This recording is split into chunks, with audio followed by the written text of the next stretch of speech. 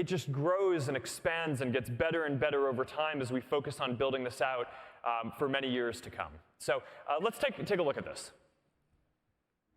Beyond our world, there's another world. And it's right here, on my face. Welcome. This is Horizon. Think of me as your guide / self-appointed spokes avatar, here to show you around. You know, Horizon is filled with possibilities. You can play stuff, make stuff, fly stuff. Whoa! Really love the stash, Stuart. What up, Stuart? Wait, I want a mustache. Horizon isn't about rules or limits or pants. Or people telling you not to fly an airplane while drinking your fresh ground, fair trade, French press morning coffee through a curly straw. Isn't that right, Debbie? Mm-hmm. It's about getting out there and trying new things, making your mark, making friends with an Australian named Mark. Oh, actually, I'm from New Zealand. And you can even build a world of your own, like laser tag moon landing. Or this islandy place with these cutie patooties. Boop. In Horizon, the world is your lobster. Isn't it oyster? That too. So come, join us. A never-ending, ever-changing world beyond your world is waiting! Woo! Debbie gets it!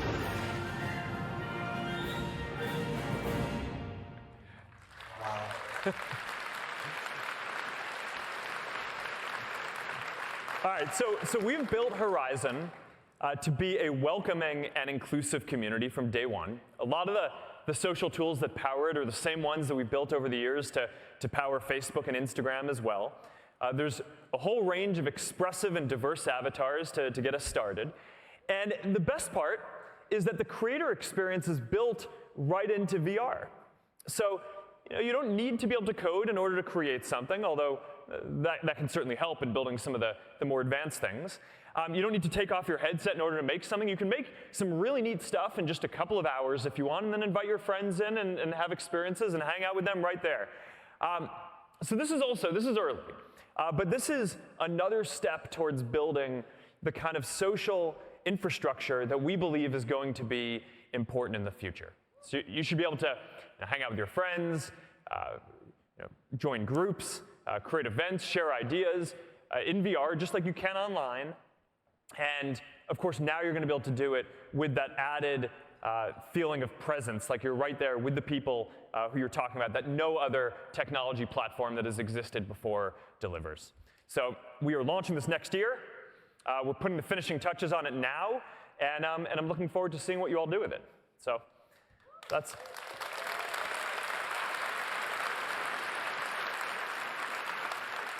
All right, so in a lot of ways, it's kind of hard to believe that this is only our 6th Connect, right? Because it's pretty amazing how far the technology and how far our community have come in just a short number of years.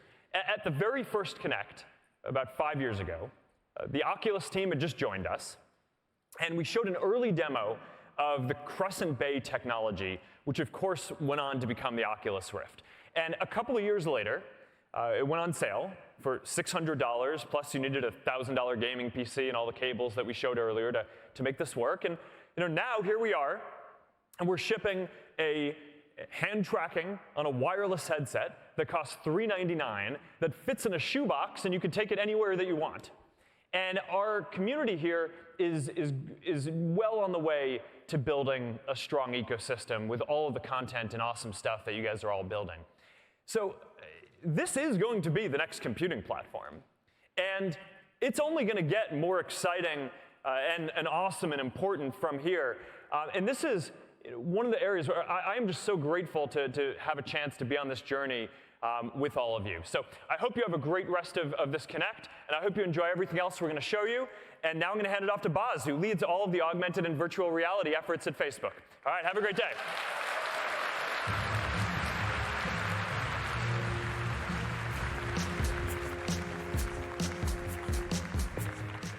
Now, we know what makes virtual reality powerful.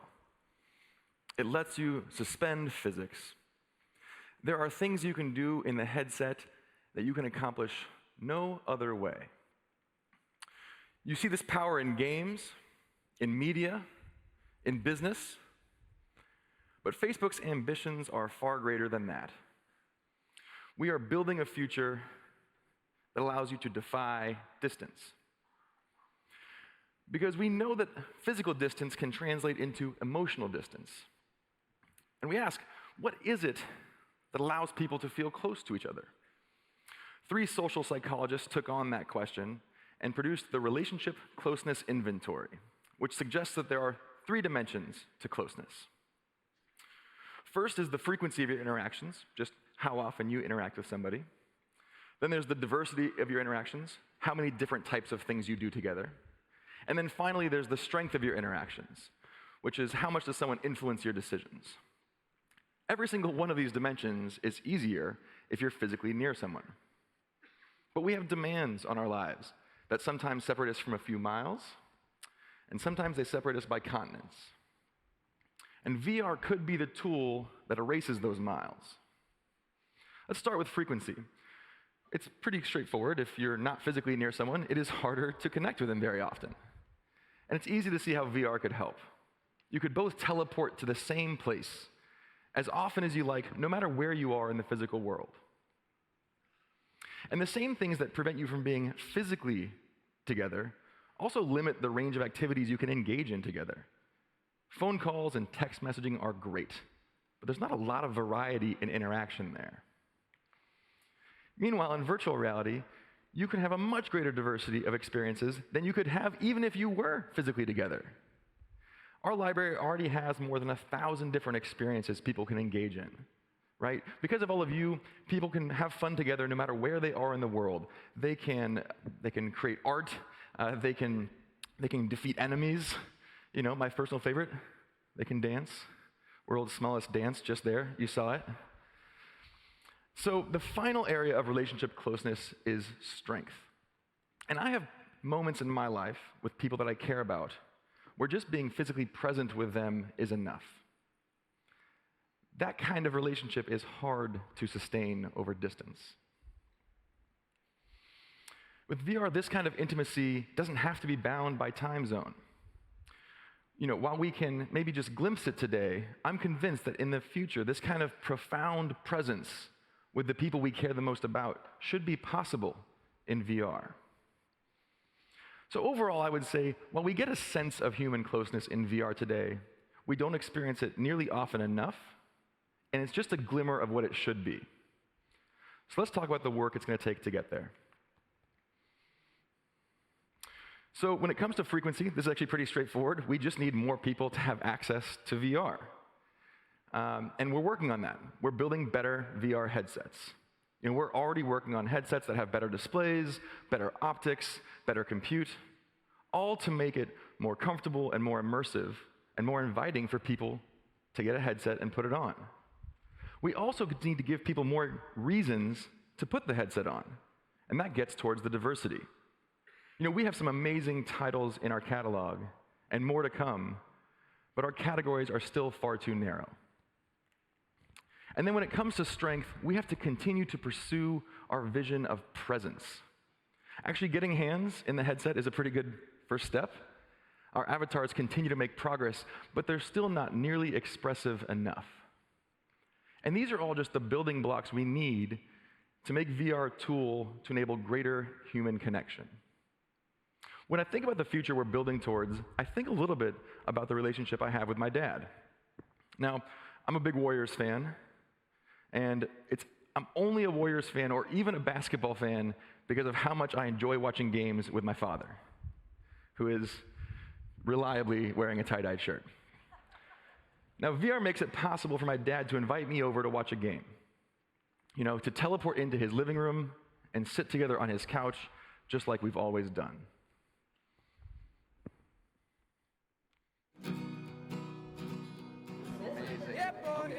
Just amazing work. When you rise, you'll be all grown. You ride the waves out into the sun. Excuse me one second. Hey, Dad. Hey, I'm actually working right now. I'm just about to watch the game. I want you here. Andrew, I miss you. Come on, huh?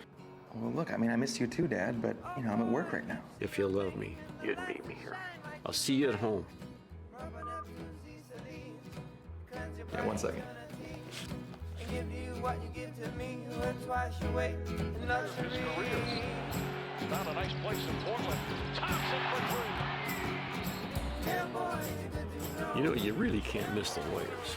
Clay's like an artist. He is a Picasso. He's better than Picasso. Man, you know better than to get me started on Clay, because I will talk all day about that artistry. Can you get beers here? You know, like an IPA or something? We're still a couple years away from having beers in the headsets, Dad.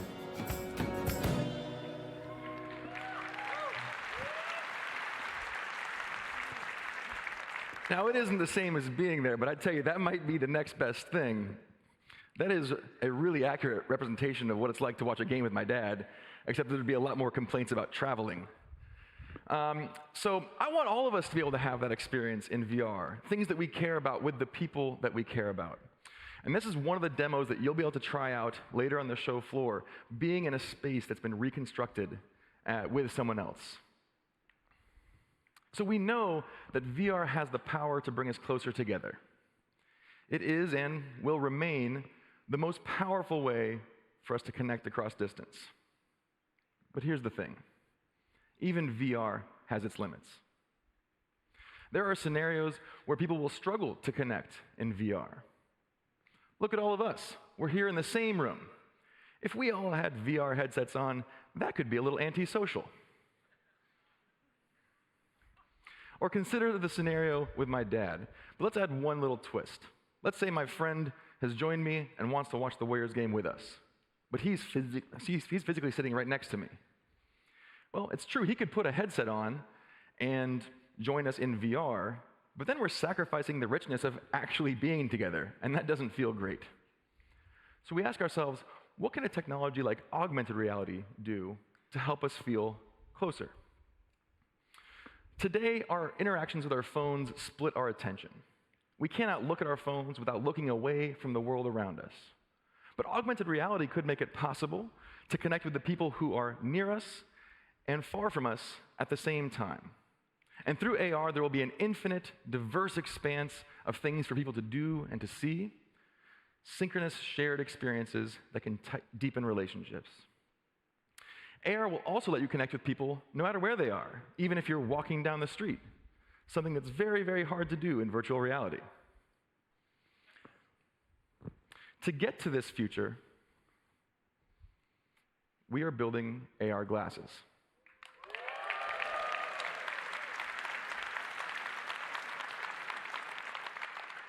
Now, we have a few working prototypes, but these are still a few years out.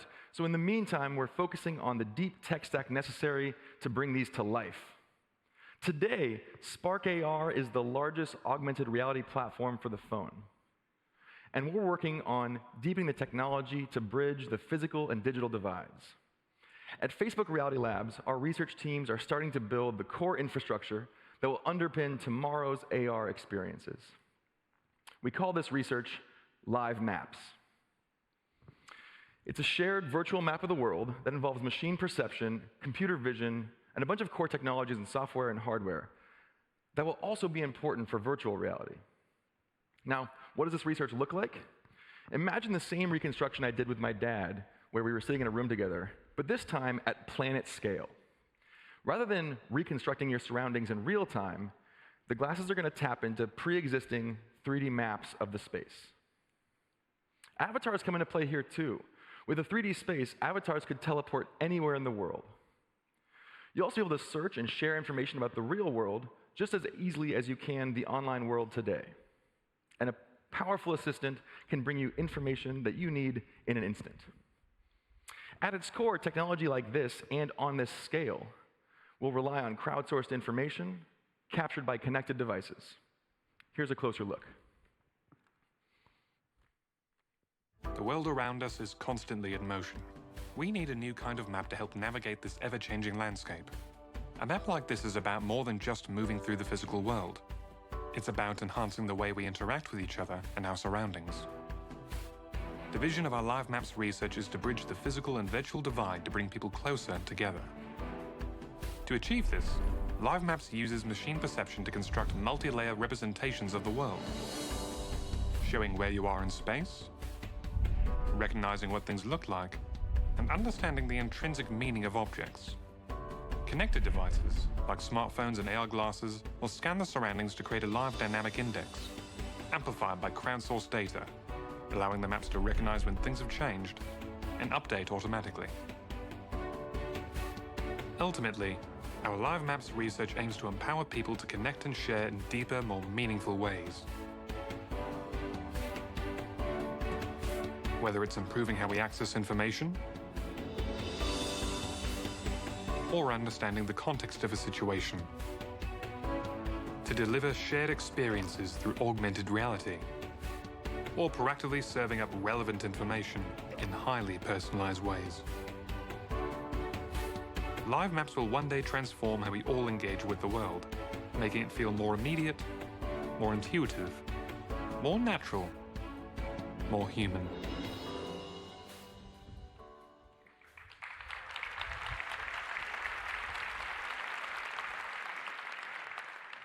With Live Maps research, we're exploring today how the world will be experienced tomorrow.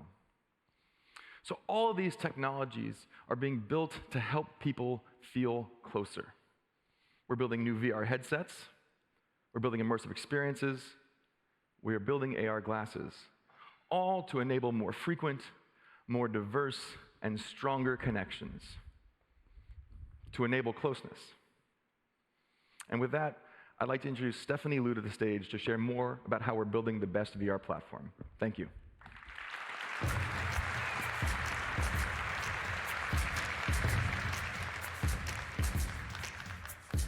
I can't wait to see what the future of AR and VR holds. Together, we're building that future. Over the years, we've been working nonstop to enable a sustainable ecosystem for you, our developers, and our users. Our VR headsets form the core of our ecosystem. Go is great for entertainment, while Rift S continues to unlock the most rich, immersive experiences. And Quest? What can I say? Quest is changing the game. You simply can't beat this combination of content, form factor, and price. We want to double down and unlock the hardware's true potential through our software innovations. So today, I'll share some updates that we've made to our core experiences, along with improvements to our software, to our development features and tools. And finally, I'll talk about how we're pushing the bounds of what's possible in VR. Let's take a look. Since Quest launched, we've already incorporated many top user requests through our monthly updates, including more Guardian settings, casting support for Beat Saber, and the ability to launch apps straight from your phone so you can help guide a friend while they check out your Quest. And that's just to name a few. We're not stopping there. We've got a ton of new stuff in the works, including one that's been one of your favorites on Rift S.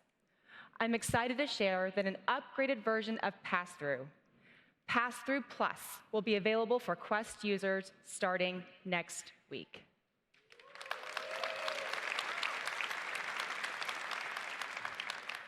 Passthrough Plus gives you a comfortable, stereo-correct view of your surroundings while you're wearing the headset, and it's useful for any time you step outside your play space. To make this possible on Quest, we've applied techniques from high-performance image processing and advanced 3D computation, resulting in a similar visual quality to what you'll see on Rift S.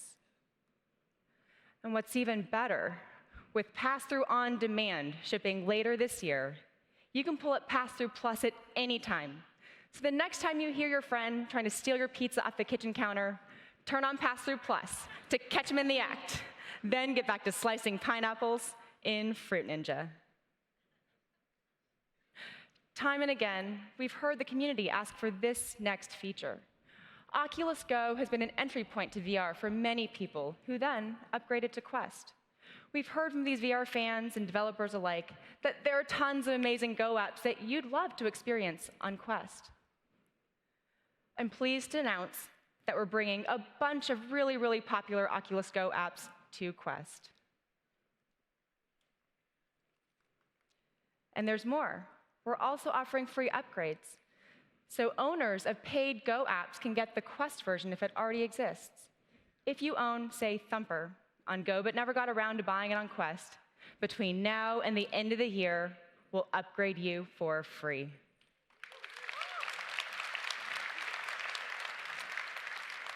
And starting next week, there will be more than 50 of the most popular Oculus Go apps available to Quest users.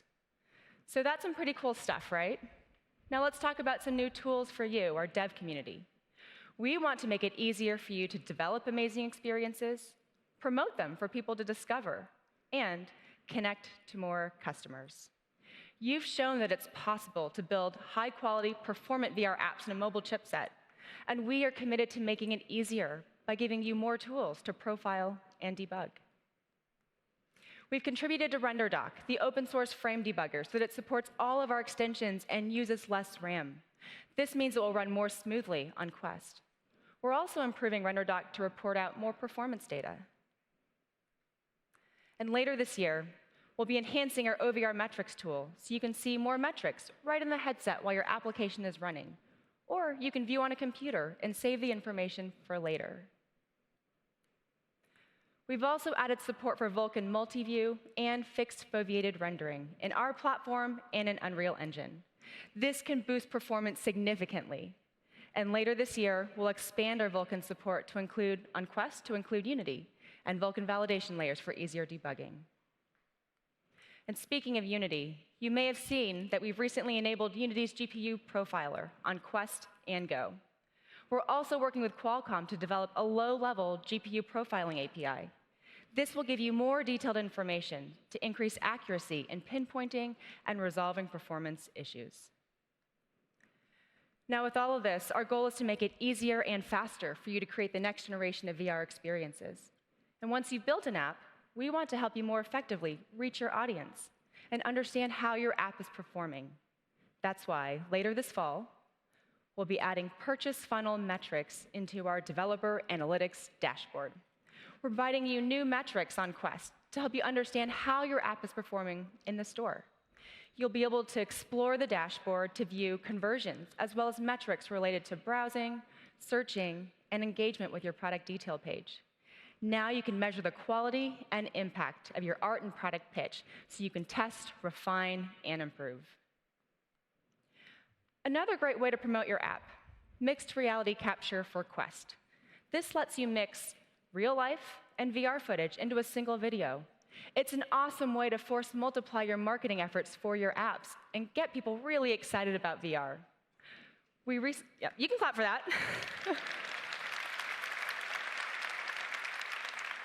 We recently shipped the ability for you, our developers, to create these mixed reality videos. It's already supported in our Unity and Unreal integrations.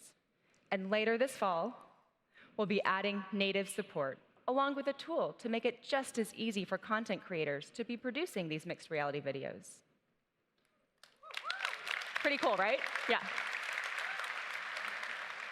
We're also working on features that are good for customers and for you, by giving you the flexibility to reach and connect to a wider audience no matter what device you build on. You heard Mark talk about how we'll open up the ability to play Rift apps on Quest later this year. This is especially great for Rift developers who've been with us since the very beginning. Your reach extends when more people can access the content that you've created. It means you can build high-end PC experiences and also take advantage of the biggest possible market. Quest owners who have a gaming PC will have access to the deep library of stellar Rift content. They'll have the best of both worlds, the best games from Rift when connected to a PC, and the portability of a Quest. And now, PC gamers who are deciding between Rift or Quest have even more options. Remote rendering is fantastic for development, too. You can iterate more quickly by running on a PC while streaming the output to your Quest. Simply hit the play button for the Unity or Unreal Oculus plugin, and you'll be able to preview right on the device. No need to compile and transfer new APK first. This is, yeah, I know. I'm excited about it. It's development at PC speed for a mobile device. And beyond what we're shipping today, we're also imagining, innovating, and building things for the future. Things like hand tracking, which will revolutionize input for VR. This is going to be a game changer. It will unlock new and intuitive interactions in your apps like never before. And we've all seen how truly magical it is when the hardware melts away and you can interact naturally in VR. We've pushed on engineering boundaries to unlock this capability that was on Quest that was previously thought to be impossible, and we're doing it just a few short months after Quest launched. Let's take a look at the computer vision magic that makes this all possible. Our hand tracking team has developed state-of-the-art methods of applying deep learning to understand the location and pose of your hands using just the onboard Quest cameras. No need for additional cameras, active depth sensors, or extra processors. Instead, we use model-based tracking and deep neural networks to accurately infer where your hands are and what they're doing, including exactly what your fingers are doing. And then we reconstruct those poses nearly instantly into VR. We're doing all of this on a mobile processor without compromising CPU or GPU. And we're also using our inclusive AI frameworks to test hand tracking for a wide range of people and environments. Early next year, we'll release a beta for Quest users, and we'll ship an SDK so that you can start unlocking these new interaction mechanics in your apps.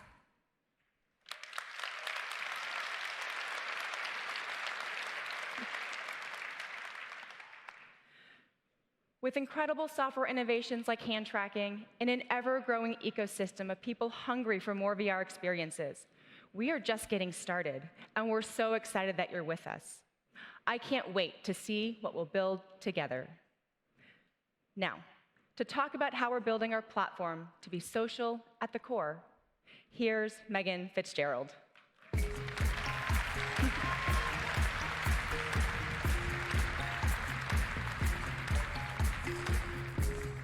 We all know that VR can enable meaningful connections, but there's still a ways to go until it's as easy, seamless, and fun as it should be to find and form communities in VR.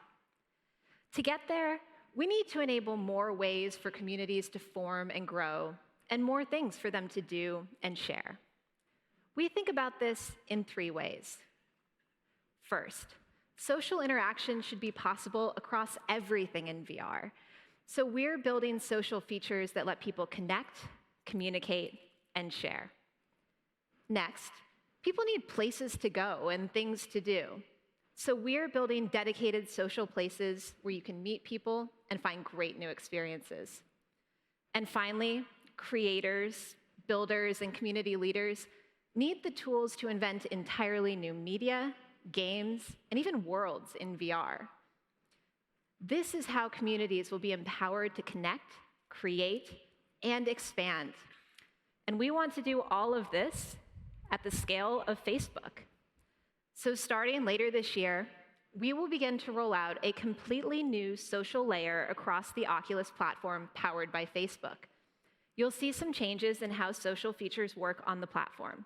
You'll log in with your Facebook account to use the social features Facebook is known for while using your Oculus identity. This is going to enable a lot of new ways to connect on the Oculus platform. We're adding chats, so you can message your Oculus friends in or out of the headset. And we're adding events, so you can organize a tournament to play Racket NX with your friends.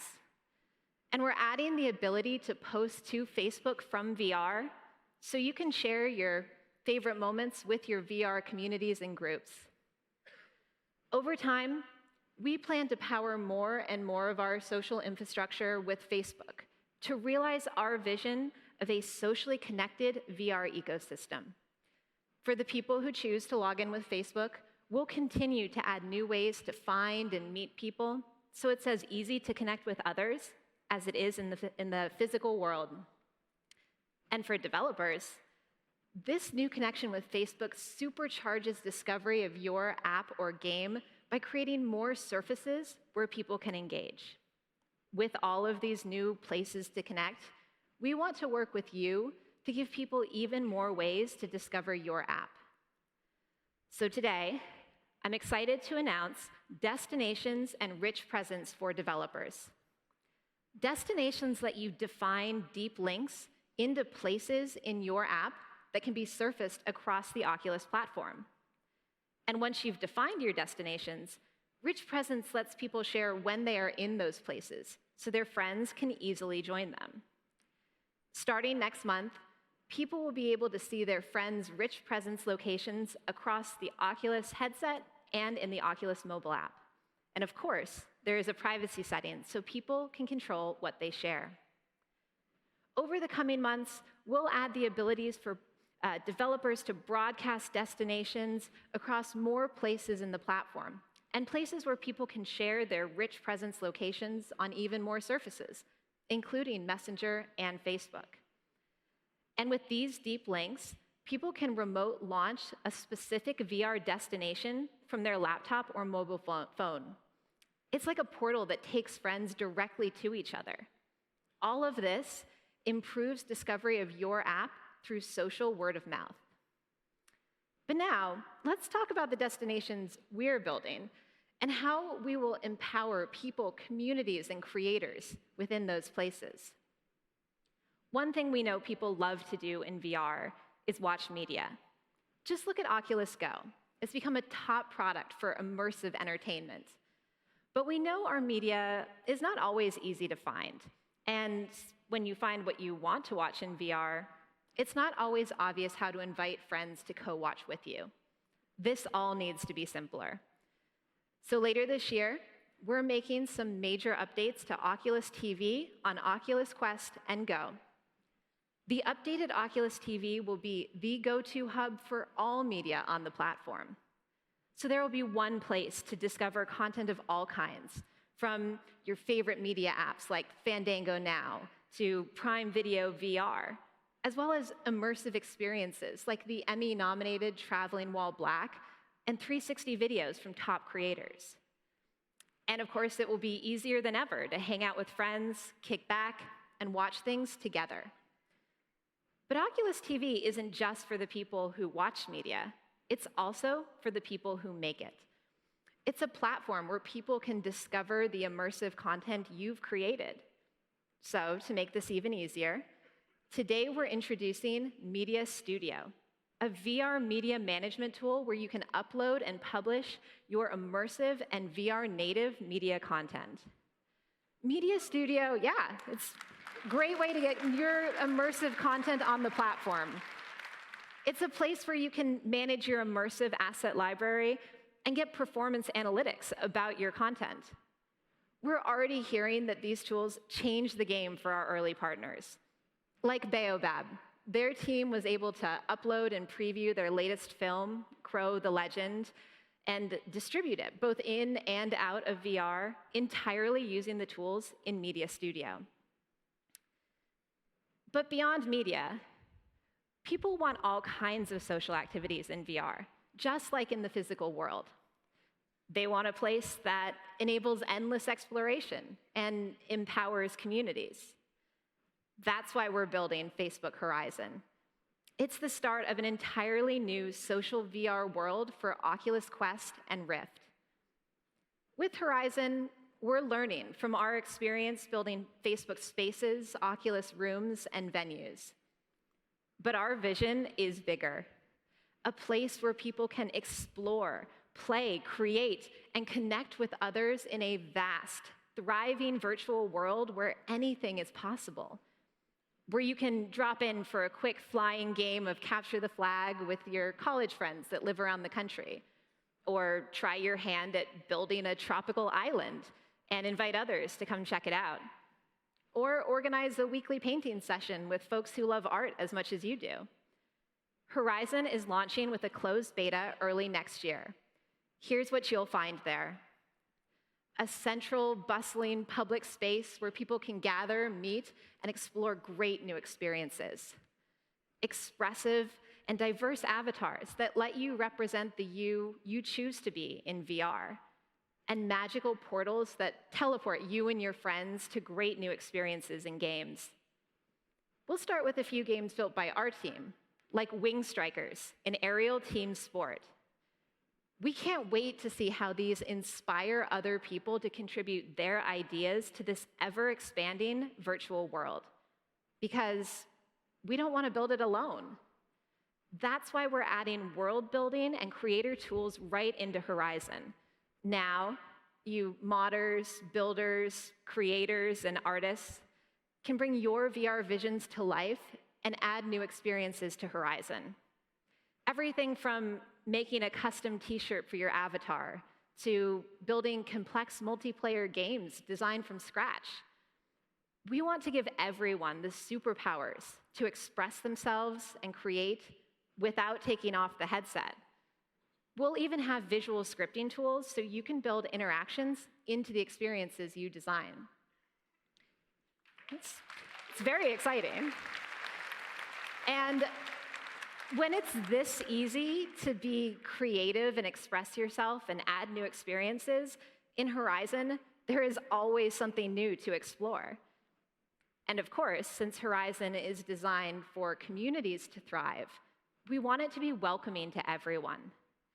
We're focused on promoting safe and positive interactions with social tools like groups and events where you can find people who share your interests, in-product guides to help newcomers learn about the world, plus built-in reporting, blocking, and moderation tools so you're always in control of your experience. All of this is hard to get right, but it's worth the effort.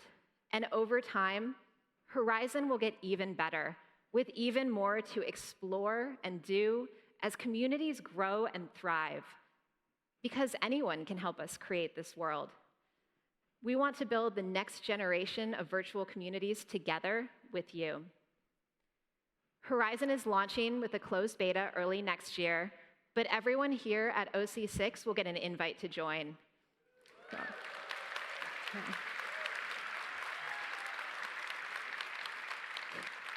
You'll get an early look at new experiences, see what we're building, and have a chance to create some experiences of your own. This is the next step on the journey towards VR with people at the center and the worlds that they will build. We'll see you there.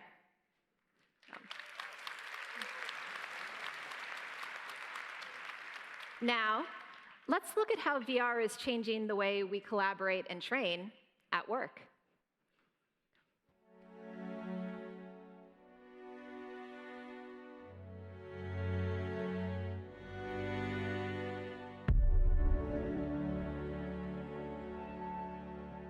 Every day at the corporate office, we make decisions that impact the team members at the hotel.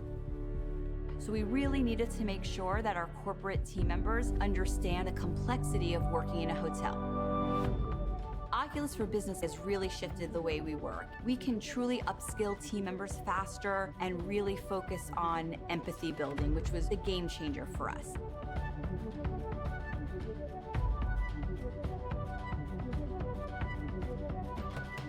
The virtual factory tour became a use case that was a no-brainer. It was, this is what we really need to do.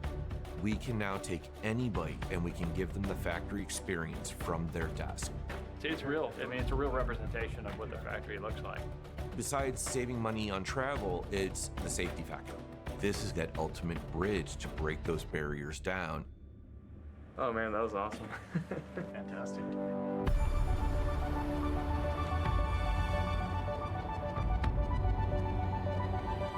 The way we see the potential of Quest is that much lower barrier of entry. The fact that I showed a car that I'd worked 9 hours on, that's something on a time scale that we'd never done before. I knew this was going to be a big deal. This is the time now for virtual reality, to go at scale, to go large. Quest opened the floodgates. It's just phenomenal. Quest is like a superpower. It's completely wild. This is the moment for VR. And Quest, I truly think, has made that happen.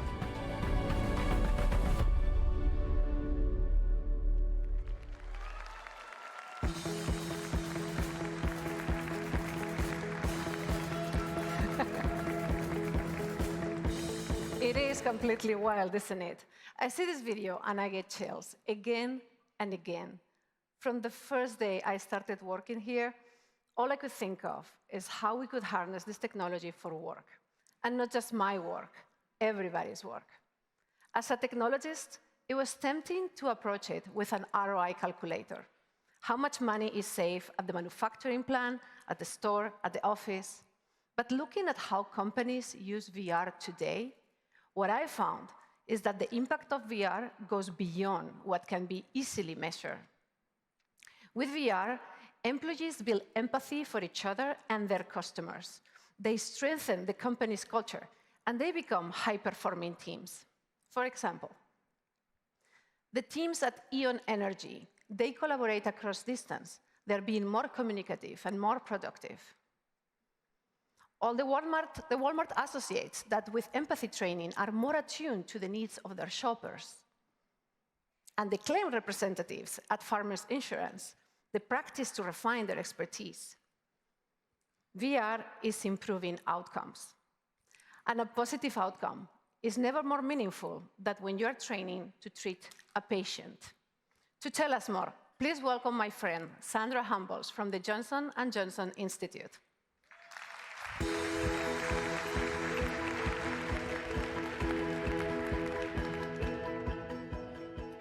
Have you ever wondered how surgeons learn to become surgeons?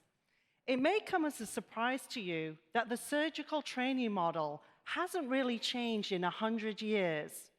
Typically, a surgical resident begins by observing more experienced surgeons, and then gradually they are given more and more autonomy until they can perform on their own.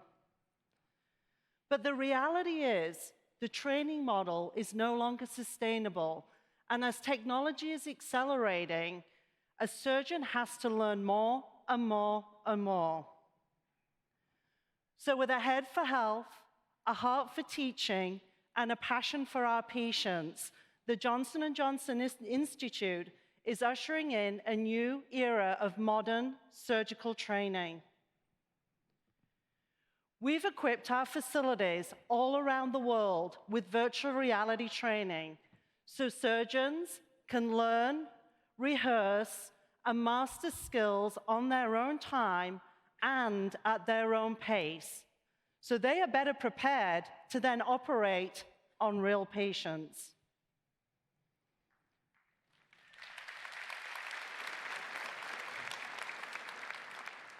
So from the start, we knew VR could help our surgeons learn new procedures faster than traditional teaching methods, like watching a video or reading textbooks. Now, we have the backup to show VR's effectiveness.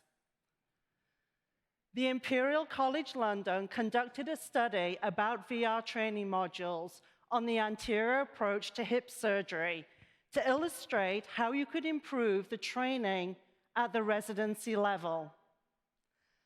I am so proud to be able to present to you today the key findings.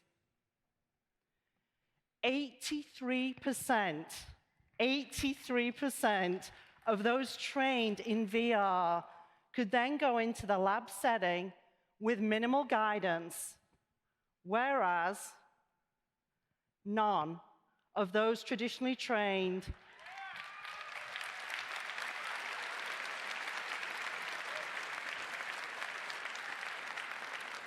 truly VR is making a difference. Now look here, the higher up on this graph, the better the performance. Again, you'll see those trained in VR completely outperformed the non-trained surgeons in the study.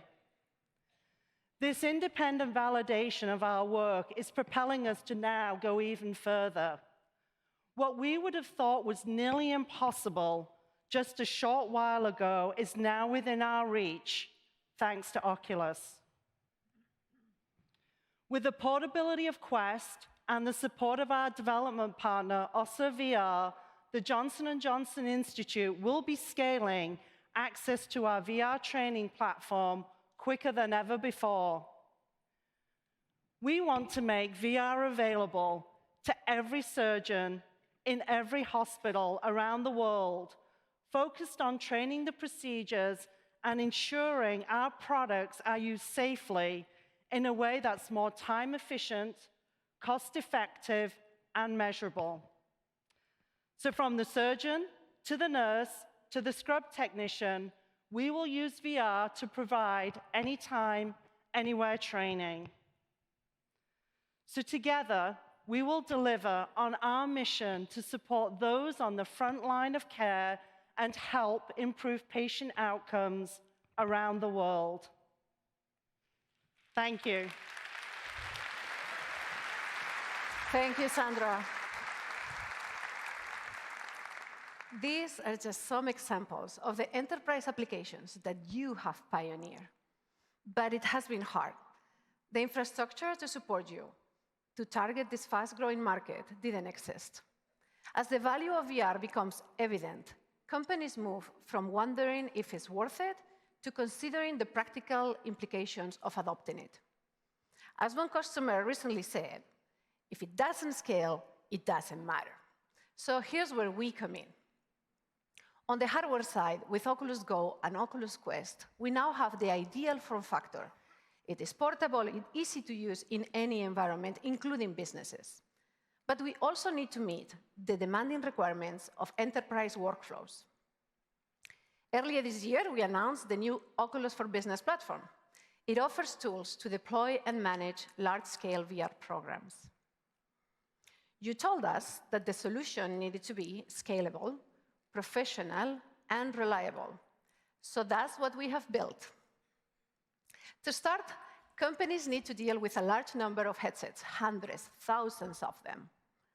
Our device setup app allows you to provision many devices at the same time, fast and easy.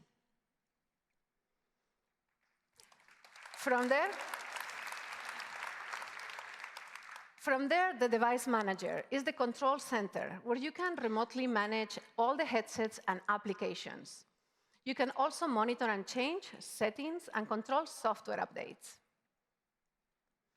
For many people, work will be the first place where they experience VR, and we want to make it as easy and productive as possible. Very soon, as you have heard, we will have hand tracking, a very intuitive way for people to navigate in VR. No need to teach people how to use controllers. We have also designed a new look and feel in the headset. You will get a sleek new app launcher with a simplified menu, where only the applications that are approved by the company will be visible. And the headsets can also launch directly into a predefined application.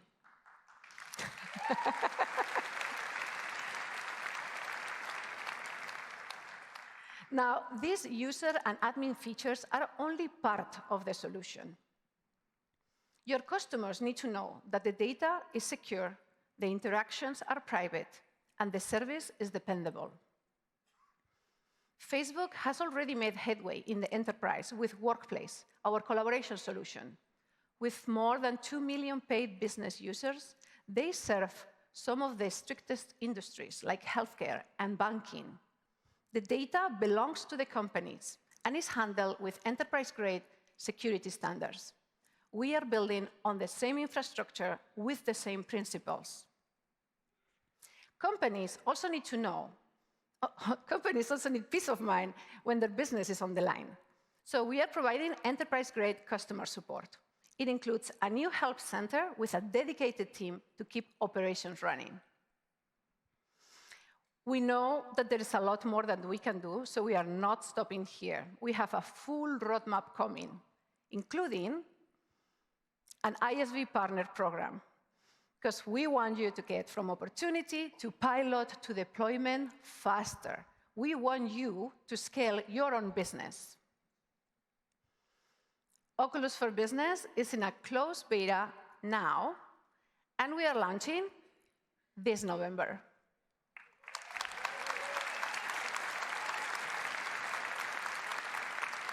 Oculus for Business is the first step towards a VR-powered future of work, a future beyond the limits of a 15-inch laptop screen, where new collaboration tools will make us more productive. And your coworker, thousands of miles away, will feel as though they are right there next to you. A future where our physical realities will no longer limit our potential. And now, to bring us back to a fun and exciting present, let's welcome Jason Rubin.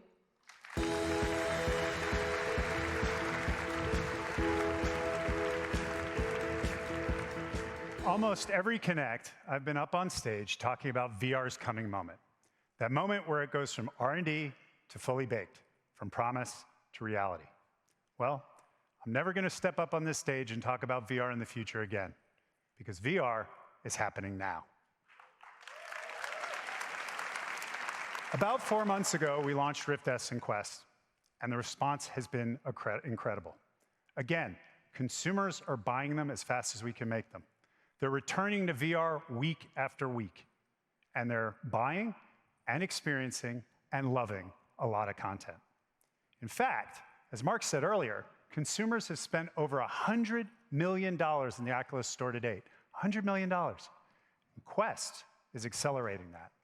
We're seeing the first hockey stick bend in VR's adoption curve. So now, if a consumer asks us, is this the time? Should I buy into VR? The answer, without hesitation, is yes. We have an incredible amount of great experiences for you, and we're building more every day. You have questions about our hardware? Read our reviews. And if a developer asks, is this the time where I should be developing for VR? The answer is also absolutely yes. We're building the user base you want. We have the ecosystem you need. We have an incredible form factor. We're going to keep pushing the technical limits. And together, the developers in this room and Facebook are building the content of the future. We're doing this together. Now, this is usually the time in Connect where I would pivot, and I would start talking about the incredible games and experiences that the developer community is going to bring to our platform this year. I love doing that. But, as many of you know, Oculus has a new head of content, and I have a new role. So this year, I have a very short time on stage. He gets to come out here and have all that fun with you. Please welcome Mike Verdu. Thanks, Jason. So yes, VR is now, and the future has arrived, but it is just not very evenly distributed. One of my favorite quotes from William Gibson has never been so true for virtual reality. How many of you remember that? It's a Rift DK1. The future arrived for many of you when you first put that on. And VR, it's been coming to life around us ever since. And for a while, back then, it seemed like the future would break over the world like a wave and it would carry us with it into the promised land. But that's not how it happened. It's taken years. The future came for people one at a time. Fast forward to 2019. There are millions of people entering VR regularly, and we've seen the first VR-only platinum hit, selling more than 1 million units. I mean, that's awesome. VR titles are now racking up sales numbers that are respectable in any other medium. At last, the future has arrived at enough scale that we can actually make a living there. And that's why we can finally say, VR is now.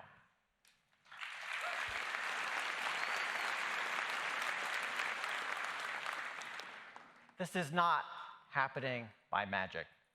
The future is arriving because of your creativity, your passion, and your hard work. I've been around the gaming industry long enough to see the birth of multiple platforms, and what made these platforms succeed? Developers and creators like you. So look around at your fellow pioneers who have carried the faith.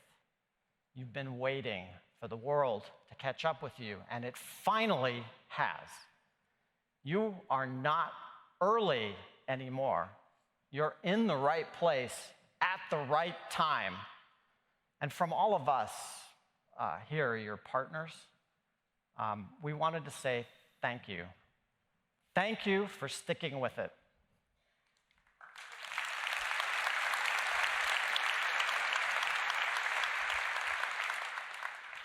Now let's talk about Oculus Quest, because Quest is bringing the future to a whole lot more people. As you've heard and as you've seen, no PC, no tethers, no external sensors, and a time to fun measured in seconds. Quest is off to an incredible start, all thanks to the experiences created by all of you. Your hard work is paying off. It's paying off in the metrics that matter to your business. For example, the average attach rate for purchased apps on Quest is higher than any of our other platforms.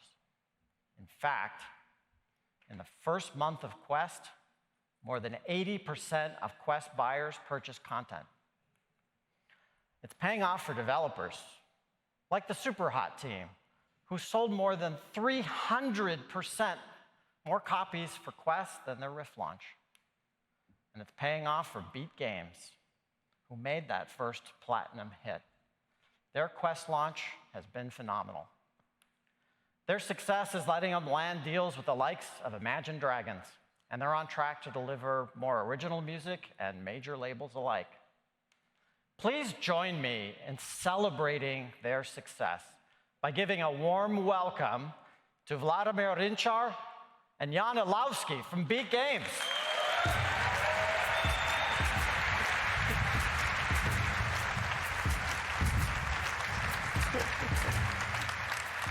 Thank you, Mike. And thank you, Beat Saber community, who made this all possible. We are so grateful. We initially made Beat Saber just in 3 guys, Jaroslav Beck, me, and Vladimir. To our surprise, it became quickly a viral hit, played by more than 1 million players all around the world. It shows that a successful VR game can be created even with no budget and no big teams. Virtual reality has so much unexplored potential. It can be a simple and engaging concept, which is inclusive and enables players to feel like superheroes. This May, we are proud to be one of the launch titles for Quest, and a month later, we showcased Beat Saber with 360 degrees levels. And we actually think that this new mode might be the best way how to play the game, and it will be available for everyone this December. Yeah.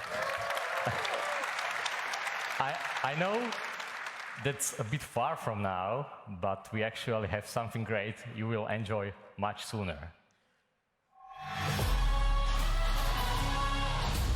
Ladies and gents, this is the moment you've waited for.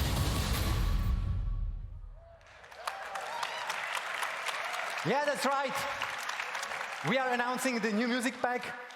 It's Panic at the Disco, and it will be out next week. We can't wait for you to try it. Thank you. Thank you.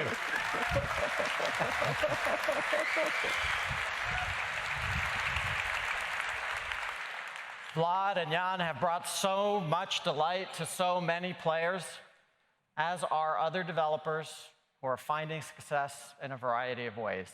They create, they refine, they build a loyal fan base, and they deliver value with every update. Just look at BitPlanet Games. They've built a franchise in VR. They shipped Ultra Wings across a variety of VR devices over the last few years, added content through updates, and they built a community. Or Vertical Robot. They cut their teeth on the Unreal Engine for Oculus Go. That experience paid off in Red Matter. It's one of the best looking games on Quest. In just 1 week on Quest, they managed to double their lifetime revenue from Rift. And then there's Stress Level 0. They've been shipping VR games since the early days, each title bolder than the last. Their upcoming game, Boneworks, is an impressive display of physics and the use of touch. And we're pleased to announce that a new title in the Boneworks universe is coming to Quest next year.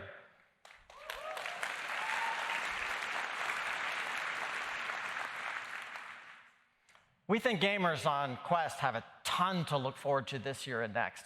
thanks to the ingenuity of the people in this room. Here's just a peek at some recent and upcoming titles. Yeah. Come on, come on. Let the games begin.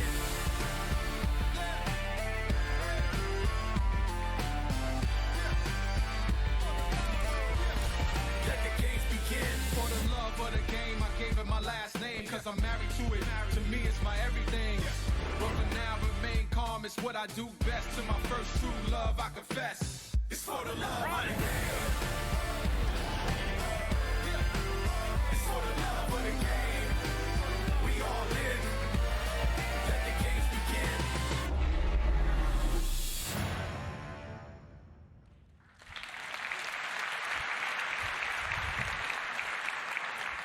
There are more than 100 games and other products slated for Quest by the end of the year, and even more coming in 2020. And speaking of things to look forward to, one of the definitive experiences on Quest has been ILM X Lab's Vader Immortal.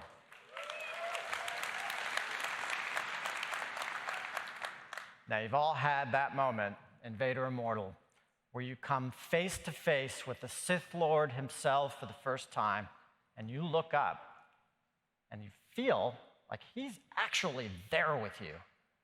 Presence isn't just about the feeling that you're in another place. Lord Vader reminds us it's about feeling the presence of others, even virtual characters. We've been delighted with the reception for Vader Immortal. These are press and reviewer quotes, but our users love the experience as well. Our most upvoted user review says, "I still can't wipe this stupid grin off my face. I can't wait for episode 2." And the team at ILM X Lab has been hard at work on the next chapter. And to tell you more, I'd like to introduce Jose Perez III and Alyssa Finley.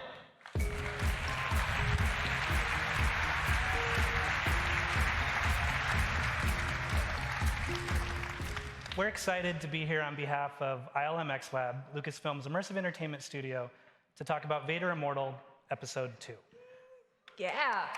The latest episode of this groundbreaking VR series picks up right where the previous one left off, with Darth Vader teaching you the Force. One of virtual reality's greatest strengths is the power of presence, the ability to be transported into different worlds and to connect firsthand with characters you've previously only seen on the screen, to make the transition from storytelling to story living. At its core, Vader Immortal explores one central question: what would it be like for you to be the hero of a Star Wars adventure, and for you to find out firsthand Darth Vader's mysterious plans? Episode 1 transported you to Mustafar, and it told a new story about an unexplored period in Darth Vader's life. As that story unfolded, you discovered your own lineage, how that tied into Vader's plans, plus you trained with a lightsaber in both the episode and the action-packed lightsaber dojo. In Episode 2, you'll get to explore beneath Vader's castle. You'll get to use the Force, and there will be some incredible plot twists along the way. For a project this ambitious, we knew it would be important to collaborate with the right creative partners. The series brings together Maya Rudolph, to voices Zoe 3, and award-winning writer David S. Goyer, in addition to our incredible team of digital artists, producers, engineers, and designers. In developing Vader Immortal Episode 2, we wanted to build upon the foundation set in our first installment from both a story and an interactive perspective. In this episode, you're going to discover more about your connection to Mustafar and the mysterious Black Bishop as you traverse the ancient Corvaxian fortress. New creatures, like the Dark Guest, lie in wait below the planet's surface. She's gigantic, she's mad, and she's hungry. You'll gain a powerful weapon, the Proto-Saber. The unique hilt you see was designed by our teams at Lucasfilm, and is an ancient relic that plays a central role in the story. In addition to the narrative experience, we also created Lightsaber Dojo 2. This new dojo allows you to hone your skills with a lightsaber and unleash the power of the Force on your opponents. We're super excited about the new mechanics in the latest dojo. Using only a single button, you will use the force to stun, pick up, and fling your opponents across the arena. You can even attack enemies from a distance by straight up throwing your lightsaber at them, which is super awesome. There's genuinely nothing like using the Force in virtual reality. Now, when we were here last year, we showed you the first trailer for Episode 1. Today, we are delighted to debut the launch trailer for Vader Immortal Episode 2. Let's check it out.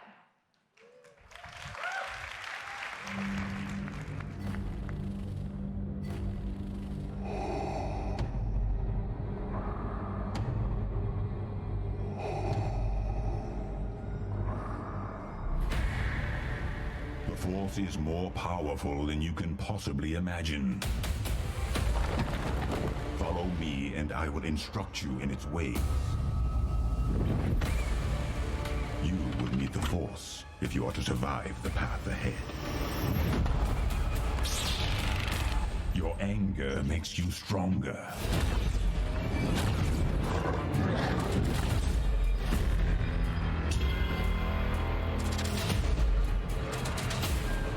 Incredible, Captain! How are you doing that?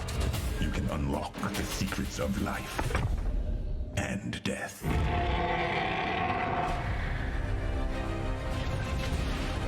Defend yourself. Impressive.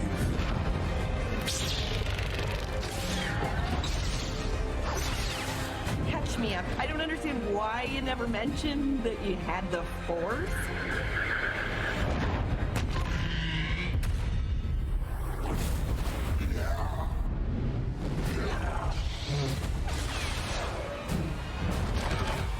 Don't move.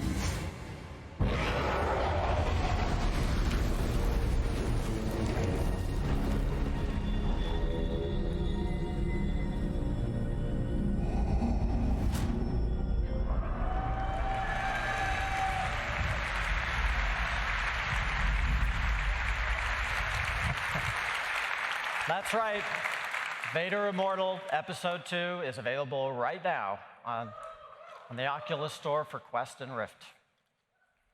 So Quest has had a terrific few months, but PC is still the place for the highest fidelity VR games.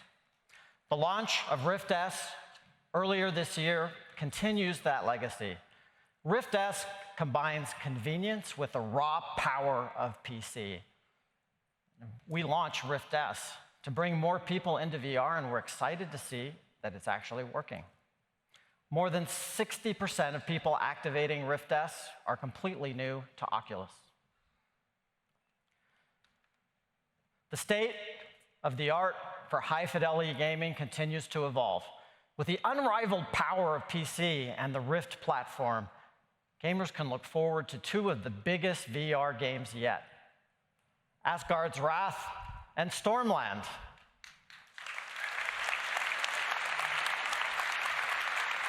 These are incredible titles that show that VR is now home to gorgeous, full-length games that have all the richness and depth that you'd expect from blockbusters on any other platform. For RPG fans wanting a VR fantasy game to sink their teeth into, Asgard's Wrath offers more than 40 hours of gameplay, and even more if you're a completionist. And Stormland, it offers near endless replayability thanks to its co-op gameplay mechanics and its ever-changing world. We're pleased to announce that Asgard's Wrath and Stormland are launching this fall, and they are available for pre-order right now.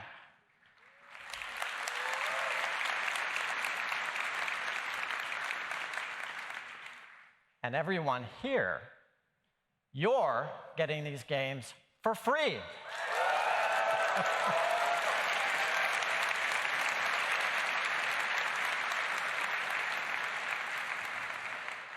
And if you can't wait until launch to play them, they're on the show floor.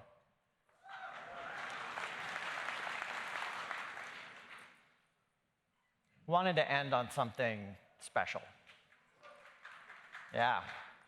Sometimes an opportunity to work on a remarkable project comes along. And 2 years ago, we announced a partnership between Oculus Studios and Respawn, creators of the hit games Titanfall, Apex Legends, and the upcoming Star Wars Jedi Fallen Order. The team at Respawn has been hard at work, leaning into the creative potential of VR to make an amazing game, one that simultaneously leaps into the future, but also takes Respawn back to its roots. Today, they're ready to reveal what it is. Not only does it push the action genre in VR forward, but it is a humbling example of what VR could do for games, for players, and the way we look back on history itself. Take a look.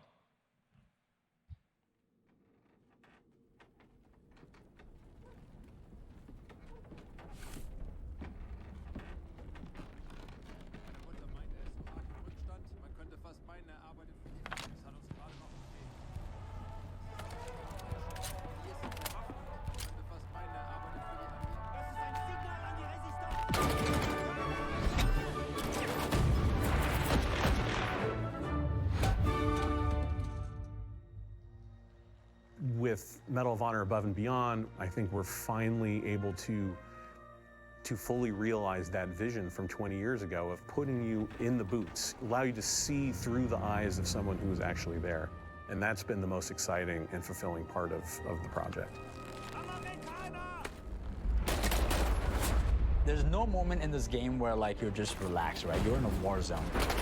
You are a member of the OSS, the Office of Strategic Services. That allows us to tell a story where the player gets to go to all these incredible places. VR adds such another level to it just because people want to naturally interact with things how they do in the real world. Whether you're inside a Sherman tank or at an airfield or sneaking into a Nazi subbase, the level of immersion is unprecedented. Through the power of VR, you're climbing a wall, you're pulling out your gun, you're catching a grenade in midair and throwing it back. Those are all things that you end up doing yourself. It's exciting and it's terrifying and it's fun and it's cool kind of helping create these experiences for people. We are making a game about the reality of World War II. So for us, the authenticity was everything. When you put that headset on, you feel like you're back in World War II era Europe. It's a very surreal experience to be there without being there. You're not watching history on a flat screen. You're experiencing history with your own eyes. We had the opportunity to sit down and interview combat veterans from World War II. It's very emotional and it's very inspiring. And that's what draws us to dive deep for our characters. And putting you as the player on an adventure that spans some of the biggest moments of the war. Medal of Honor franchise immediately gives us something more intimate, more cinematic. Games are at their best when they're immersive, and we're finding all sorts of little things you can't do in traditional games. Having the backing of Respawn and Oculus gives us the ability to push those boundaries in ways that it hasn't been pushed before. When you see someone play it, when they just kind of lose themselves into the game, it's been pretty impressive.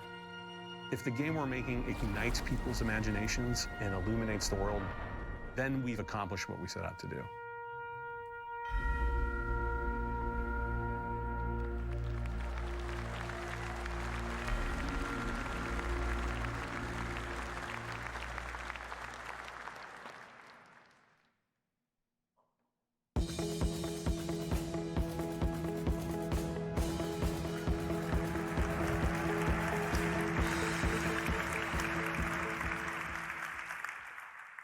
Okay, this is going to be fun. Today's VR is super cool, no question about it. But now I'd like to talk about the future, especially since this has been a magical week for me in that respect, thanks to two wonderful additions to my world. The first is the Control Labs team, who will be joining Facebook Reality Labs to help build the interface of the future. Their EMG technology has exciting potential for delivering natural and intuitive interaction for VR and AR, and I'm delighted to welcome them to FRL. The other is the birth of my first grandson, which has made the future much more tangible to me.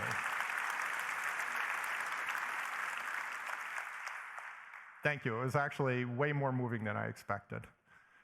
Sitting there with him in my lap that first night with everyone else asleep, I found myself looking at his beautiful, tiny face and wondering what the amazing, unimaginable future he'd live in would be like. And of course, the one thing I was sure of was that VR and AR would be a transformative part of whatever was to come. That transformative VR future is what I'm going to talk about today, but the past and the present are the keys to the future. So let's start by traveling back to the early 1980s, when I was a grad student in energy management and policy at Penn.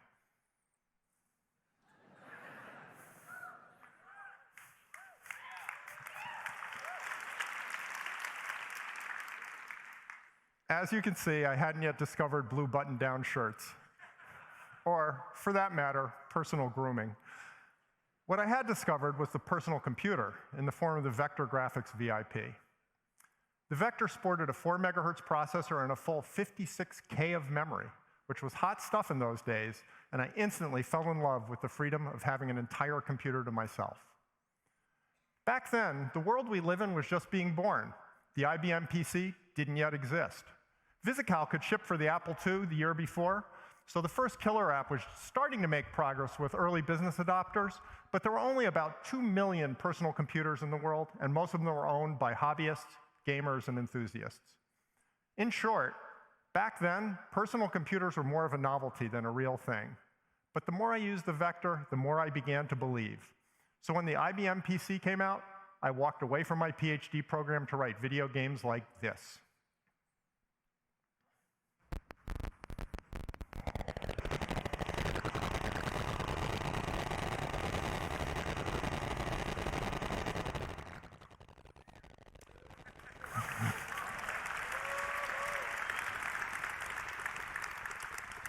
I appreciate that because you have no idea how hard it is to make that happen with a few thousand instructions per frame. Writing those games was about the most fun I ever had, although my new direction caused considerable concern among family members who thought I was throwing away my career. That was an entirely reasonable opinion, because in 1982, personal computers hadn't really started to change the world yet. But they would. And because I had had the faith to be there at the beginning, before everything went big, I've had the opportunity to contribute in many ways, from games to operating systems to graphics and more. Never for a moment have I, or anyone else I know from those days, regretted the decision to dive in while it was still early days and help make the future happen. Unless you lived through it, though, it's hard to comprehend just how much things changed as the personal computer revolution proceeded. Here's what human-oriented computing looked like when I wrote Cosmic Crusader. Then, here's what it looked like while John and I were working on Quake 15 years later. And finally, here's what human-oriented computing looks like on my work phone now. That is how much a truly revolutionary platform can change things over the years. Okay, back to the present. Let's map today's VR onto that same long-term trend line. VR certainly has as much long-term potential as the personal computer. In fact, I believe it will ultimately become the most powerful, creative, and collaborative environment that has ever existed, as I'll discuss later. But realizing the full potential of VR will take decades, just as it did with the personal computer. Right now, I'd say VR is clearly farther along than the personal computer was when I wrote Cosmic Crusader, what with Quest and Rift S, a broad and varied app portfolio that includes a million-seller, and rapidly emerging enterprise applications, all growing nicely. VR is in a good place right now, and it's easy for us true believers to see where the trend line is headed in the long run. But realistically, we're still pretty close to the beginning of what's going to be one of the great technological revolutions of all time, which is actually awesome. It means that right now we're in the most exciting place. Most of the good stuff is yet to come, and it's our community that's going to make that happen. But it also means that VR is advancing on 2 different timescales. In the near term, the next 5 years or so, VR needs to grow as rapidly as possible. And that's happening in a big way between us getting great headsets out there and a strong ecosystem built, and all of you creating the applications that will take VR into the mainstream. As Jason Rubin said, VR is happening now. At the same time, there's another future after this one, the next big step up that long-term trend line, a quantum leap to a whole different level that will be built on the work all of us are doing today. And when that future arrives, VR will explode the way the personal computer did nearly 40 years ago. VR hasn't changed the world yet, but it will. Of course, I'm preaching to the choir. You're working on VR precisely because you believe it will change the world. The interesting question is, when? Well, I have some good news and some bad news. I'll start with the bad news. I've made specific predictions about the timing of that quantum leap twice before at Oculus Connect, and both times I was too optimistic. This year, rather than making yet another prediction, I'm going to invoke Hofstadter's law. It always takes longer than you expect, even when you take into account Hofstadter's law. The honest truth is, I don't know when you're going to be able to buy the magical headset I described last year. VR will continue to evolve nicely, but my full vision for next generation VR is going to take longer. How much longer? I don't know. Let's just say not anytime soon. Turning breakthrough technology into products is just hard. So that's the bad news. But then there's the good news. That quantum leap into the future is still coming, and we at FRL are making it happen as fast as we can. So what exactly will that future look like? If we're talking about the long-term future, that's easy. VR AR is, in my opinion, going to be the most significant technology of the next 50 years, just as personal and mobile computing have come to dominate our lives over the 46 years since the first personal computer, the Alto, was built at the Xerox Palo Alto Research Center. Xerox PARC started a revolution that ultimately led to every one of us either interacting with or being just seconds away from the virtual world almost every waking minute. That virtual world has touched nearly every corner of our lives, but there's one great limitation. We interact with it almost exclusively through two-dimensional interfaces, along with very limited audio. If you think of a human as a CPU with memory, input, and output, admittedly, not the most romantic framing, but accurate, then it becomes clear that the data received on the inputs, our senses, and the actions induced by the outputs, our motor controls, must define the full range of experiences that we can have in the world. Given that, our lives are enhanced if we can bring more useful information to our senses and perform actions that have more useful effects, resulting in better, more satisfying experiences, which is precisely why virtually every one of you has a smartphone with you right now. But relative to what you're capable of, that smartphone is a very low bandwidth channel. In contrast, VR and AR have the potential to give us all the bandwidth we can handle in the ways we're built to use it, and that will let us do more of what makes us human, especially socially.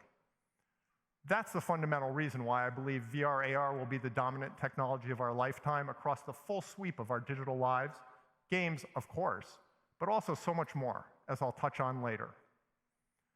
So to me, it's easy to predict that awesome long-term future. Predicting the next generation of VR is harder.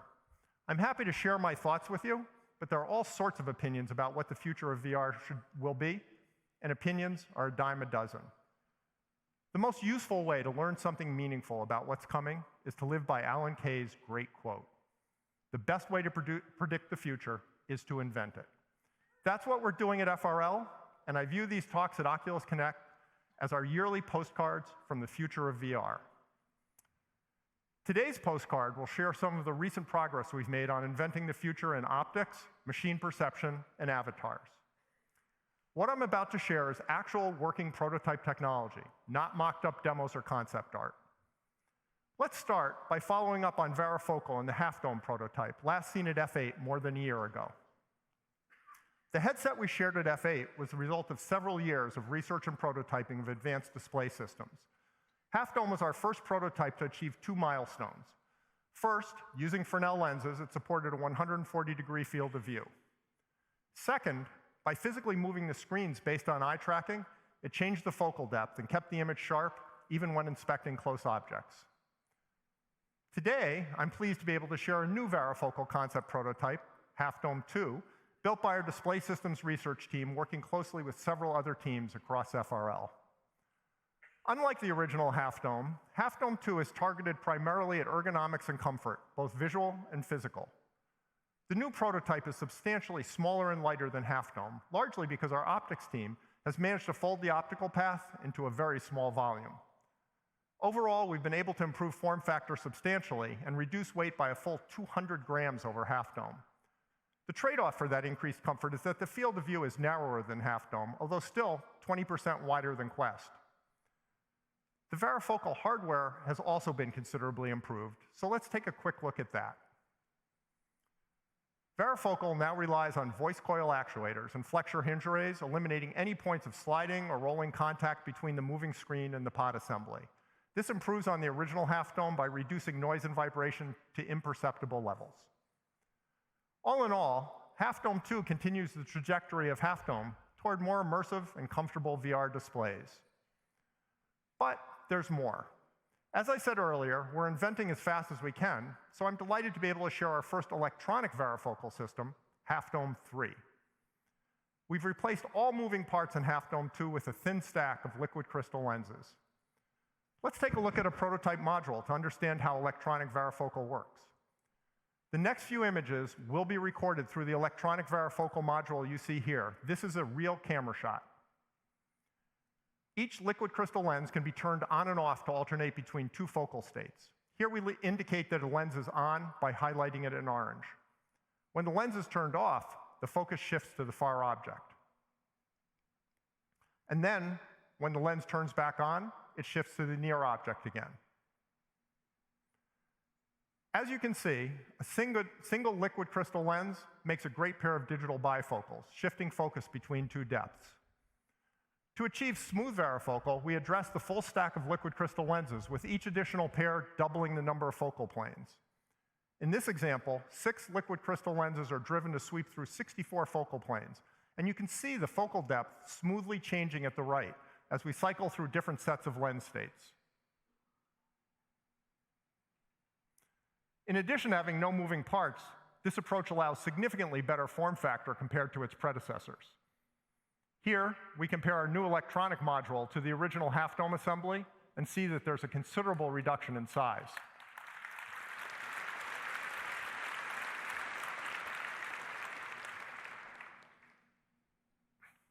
When we integrate the electronic module into a complete prototype headset, it defines a new state of the art for VR ergonomics.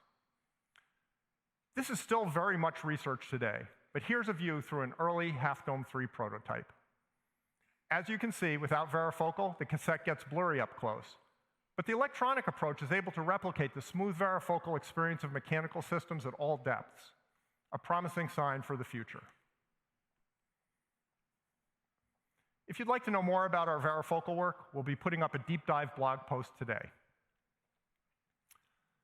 As important as visual quality is, a great display is just one key component of a compelling VR system. Computer vision, a part of what we call machine perception, is another essential element of the VR experience. For starters, the ability to localize the headset in the real world with great reliability and accuracy so that virtual objects are rock solid is what makes the virtual world seem real. That's not all, though.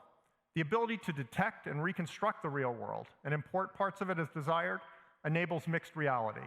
That is, mixing and matching of real and virtual in VR, so that you could, for example, bring a real keyboard, mouse, and desk into your virtual workspace and use them as easily as you would in the real world.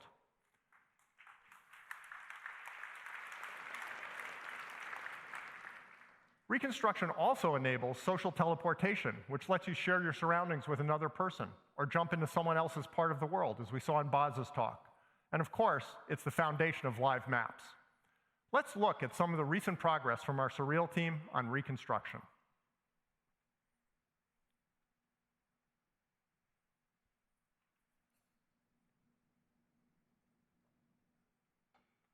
I want to emphasize that what you're seeing is the real thing with no smoke and mirrors. This is real spaces generated by state-of-the-art reconstruction technology.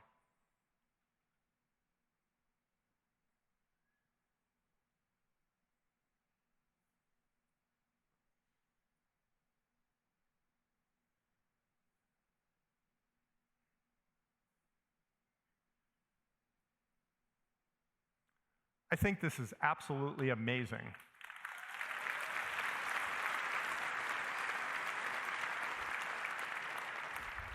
If you can imagine stepping into one of those and just being in it, this phenomenal level of reconstruction will enable extraordinarily high-quality mixed reality experiences. Once you have a reconstruction, you can do whatever you want with it. Here are some pretty cool lighting effects in the reconstruction of Boz's dad's den.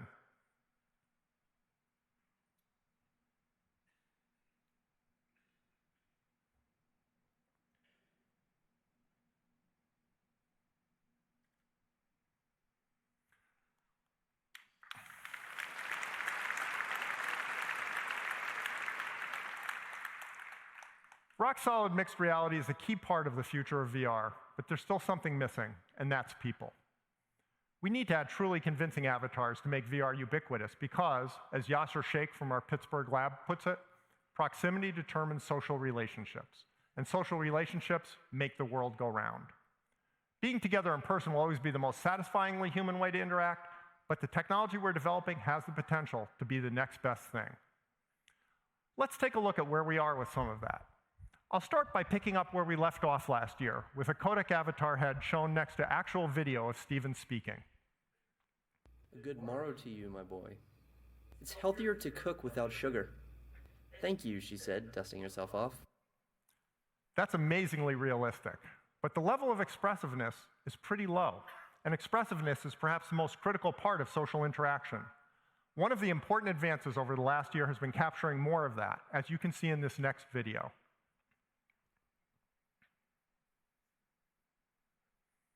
Here, Kevin's facial animation is being driven in real time entirely by cameras mounted in the headset.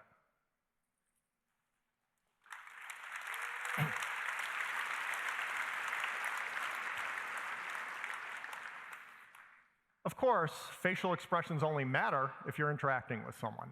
As you watch the next video, you can see Yasser and Danny wearing headsets in the real-world video in the corners.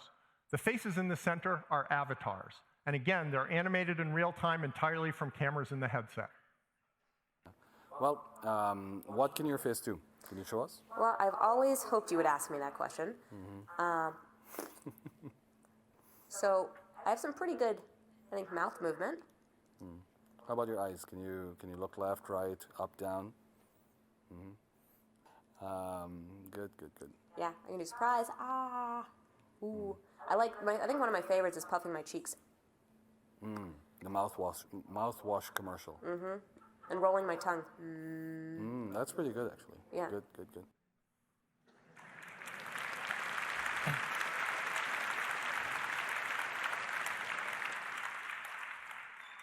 Pretty hard to believe that those aren't videos, huh? Although, to be fair, right now, it doesn't always work that well. Anyway, it certainly doesn't take a huge leap to imagine how doing that in VR could be far more satisfying and personal than seeing someone's image on a flat screen. Social teleportation will need more than just heads, though, so I'd like to share an initial step toward codec avatar bodies with you. A codec avatar is a digital representation of a person. And so we build these to look like us, move like us, sound like us, and the purpose of it is to be able to connect people across distances.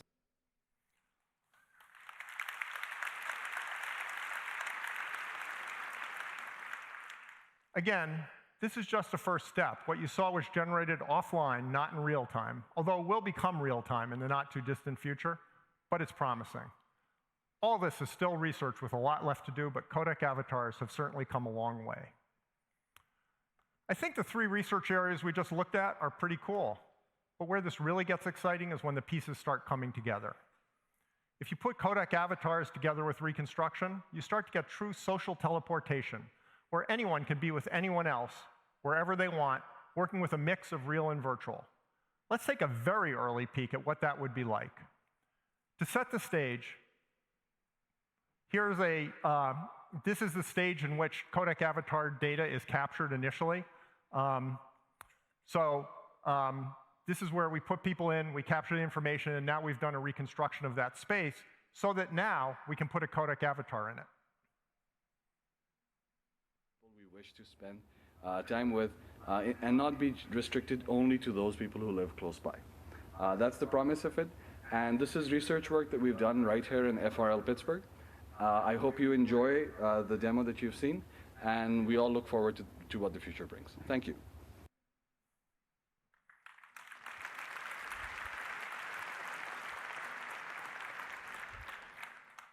Again, there's a long way to go, but this is a genuine glimpse of the future. It's going to take all the innovative technology we just saw and a lot more to make the leap to the next generation of VR. But there's more to it than that. There's an important lesson that we can learn from Xerox PARC here. The PARC researchers invented a wide range of revolutionary technologies, from the laser printer to the bitmap windowing interface to WYSIWYG word processing to object-oriented programming. If that was all they had done, they would have been wildly successful. But they also integrated all of that into the Alto, and that is what changed the world. Similarly, new VR technologies will need to be woven together into a complete, tightly integrated platform in order to make that quantum leap.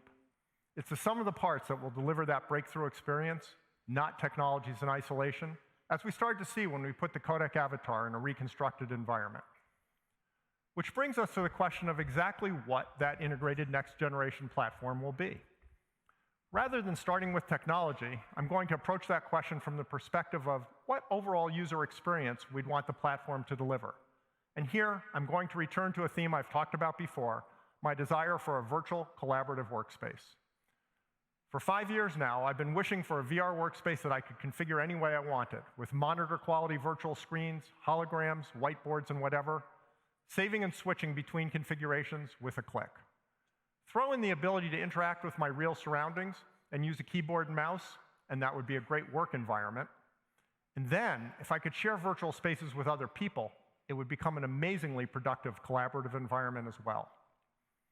And while I'm at it, it'd be great to have the ability to manipulate both real and virtual objects with my hands, complete with haptic feedback. I would use that in a heartbeat, and I believe that it would spread like wildfire, the way personal computers did back in the day. Even better, the hardware-software stacks and the overall platform needed to enable the full range of uses for that virtual collaborative workspace are so broad and general that they'd enable a vast space of applications and a flood of creativity across gaming, entertainment, communication, education, and productivity. Again, just like personal computers did. I am highly confident that a great virtual collaborative workspace would open the door to the entire next generation of VR, which in turn would unlock human potential on a massive scale. What would it take to make that collaborative workspace a reality? Well, without question, we'd need enough resolution and good enough image quality so that virtual monitors were at parity with real monitors. That would require very high-res displays and much improved optics. I personally think visual acuity needs to be 20/20 or better, but that's just the start. We'd also need the ability to render at that high resolution and to either do that with a mobile GPU or transmit the data over a wireless link. And that very likely means we would need foveated rendering, which may mean we need a new graphics pipeline and would certainly mean we need great eye tracking. Next, we would need excellent real-time mixed reality so that we could be aware of the world around us and move about and interact with our desk, chair, keyboard, mouse, and other surroundings. We would also want to have persistent, shareable virtual objects in the world so that we could, for example, set up a customized team workroom or work on tech art or some code with a teammate. To do that, we would need a localized version of the live maps technology that Boz talked about. That is, a private live map of our local physical surroundings. We would also need to be able to see our hands and our body in order to truly be present in the virtual world. And we'd want to do more than just look at our hands. We'd want to use them as the intuitive, highly dexterous manipulators that they are in the real world. So we'd want both haptic gloves and hands so accurate that we can interact with both the real and virtual worlds flawlessly in mixed reality. And if we're going to be doing work with our hands, we'd want clear and comfortable vision within arm's length for hours of use per day, exactly what varifocal is designed to deliver. We'd also want proper spatialization and propagation of virtual sounds, so virtual objects and spaces would sound as real as they look. For collaborative work, we'd obviously want the compelling avatars we discussed earlier, and we'd need accurate real-time face, hand, eye, and body motion, as well as highly realistic appearance. Less obviously, we'd need a wider field of view so that everyone in a meeting could see everyone else. That's essential for social interaction, as are voices that sound like they're coming from the right people in the right places. We'd want to be able to share our real environments with each other, both for social purposes and because physical objects will often be important to the discussion. And we'd want to wrap all this up with great ergonomics to make it comfortable to be in VR for hours at a time. And that would require making everything I've discussed compact and power efficient. And then we'd finally have the complete platform that my dream workspace could be built on. Which I think we can all agree would be pretty awesome. But how do we get from here to there? Well, FRL has been pushing the envelope for the last 5 years on everything I just talked about. We've been focused on bootstrapping individual areas, like the hand tracking Mark talked about, which originated as FRL research, because that's what it took to get to next generation technology. Now that we've built many of the pieces, though, it's time to start putting the full platform together. To paraphrase Alan Kay, the best way to predict the next generation of VR is to build it. And FRL's mission is to build time machines that let us peer as far as possible into the future. So just as Xerox PARC built the Alto and showed the way to the future of the personal computer, FRL is going to build a true next-generation concept prototype with the objective of showing the way to the long-term future of VR. This prototype is going to be aimed squarely at collaborative virtual workspaces with the objective of enabling fully remote work that has all the benefits of working in an office, in addition to the pluses of both virtual and remote work. One reason we're making remote work the North Star is because it's a great way to connect people in VR, and connecting people is what Facebook is all about. Another reason is that making remote work really effective would have a hugely positive effect on how we live. Imagine what it would mean if you could work remotely as effectively as in person, or someday, maybe even more effectively, because you could have collaboration tools in the virtual world that could never exist in the real world. People wouldn't need to live near where they work. They could live near family, or where housing is affordable, or just wherever appeals to them. Commutes would vanish, and there would be dramatically fewer business trips with huge energy and environmental benefits. Companies would be able to tap into talent around the world, and the ability of talented people to find meaningful, high-paying work would no longer be determined by where they happen to have been born. That is truly a future that defies distance, and that by itself would be more than enough motivation. But there's yet another reason for building this prototype, and that's that a collaborative virtual workspace is something we in FRL would actually use. And when you're inventing something new, it's critical to know the customer well and have a rapid feedback cycle with them, and how better to do that than building something for yourself. So the key metric for our prototype will be whether we find we choose to use it for hours a day to do real work.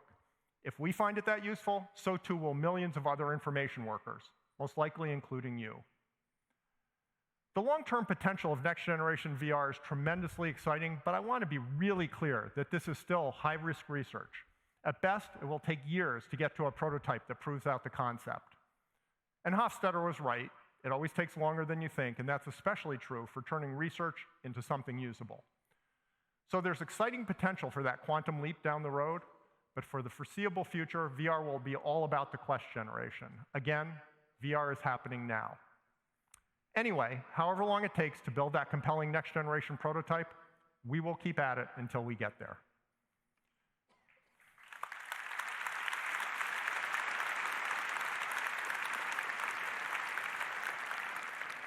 Now again, this will be a prototype, not a product. You won't be able to buy it. It won't be sleek or affordable or highly manufacturable or as durable as a consumer product needs to be. It will surely come up short of my wish list in some respects. That's okay. It just needs to be good enough to show the way to the next generation of VR. The Alto was limited, slow, and expensive, and it never became a product. But it showed that the personal computer could empower people to do new, highly compelling things, and that was enough to point the way to the Mac and Windows and everything that followed. So the virtual collaborative workspace is just a starting point, a catalyst. Like the personal computer, the next generation of VR will be a broad, general platform that enables a vast range of uses. Some of these will be improved versions of familiar things, but many of them haven't even been imagined yet. Whatever those applications are, I'm confident that the next generation platform will make VR a part of daily life for tens and then hundreds of millions of people, and will begin to change the way we work, the way we connect, the way we live. So VR is going to shape the world my grandson will live in, but it's going to be a decades-long journey to that promised land, and it will take all of us to get there. The next leg of that journey will be built on the work all of you true believers are doing, exploring the possibilities of VR and taking it into the mainstream, while we work to move the underlying platform forward. And whenever it is that that next generation platform does finally see the light of day, you will be the ones poised to use it to change the world. And your faith in these early days will be rewarded at a scale that's hard to imagine today. Cosmic Crusader was a labor of love. It only sold a few thousand copies, so I certainly didn't do it for the money. But it was the start of a path that 15 years later led to co-writing a game that tens of millions of people would play, and that would be the template for a whole genre that's still going strong more than 20 years later. You too will have that sort of experience one day with VR. In the meantime, we're all going to have the adventure of a lifetime. It'll take a little more time than I thought to get to the next generation of VR, but that just means that these are going to be the good old days for longer. And these truly are the good old days. It just doesn't get any better than being there at the start and getting to create the future, and we are all unbelievably lucky to have the opportunity to do exactly that.